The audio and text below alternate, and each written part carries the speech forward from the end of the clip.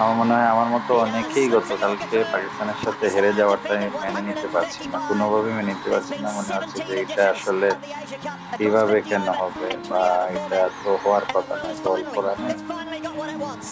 But যারা এই অবস্থায় খুব টেনশনে আছেন, অনেকে তো অবাক করছেন যে আর খেলা দেখবেন না, অনেকে গ্যালারিতে জুতা গালে লাগিয়ে বলছেন যে না বাংলাদেশের খেলাতে না, অনেক অনেক ভাবে অনেক কিছু করছেন।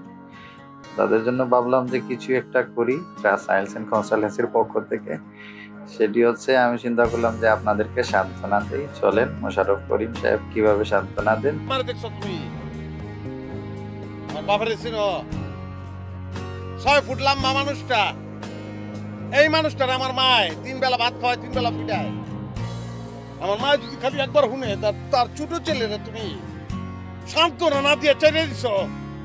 আমরা যদি আমার মায়ের একটা সান্ত্বনা তোমার কাছ থেকে নিয়ে প্রেজেন্ট করতে না পারি, কিটা করবো জানো? স্টেট তোমার বাড়ি যাবো গিয়া বাঁ দিয়া তোমার চুলের মুটকি দিয়ে তোমার ডাইনা দিয়ে কন্যাইতে কন্যাইতে মারি আলবো তোমারে। তুই কোনটা কস? আমি তুইটাই কই ভাই। তুই আমাকে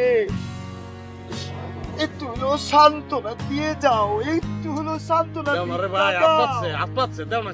দাও না কেন? আর আমরা যাতে আগামীতে ভালো করব, আমাদের পাপন ভাই সেটা কি বলেন, পুরোটা শুনেন। মাথায় আপনাদের বুঝতে হবে সবসময় আমাদের টার্গেট কিন্তু next world cup, not this world cup.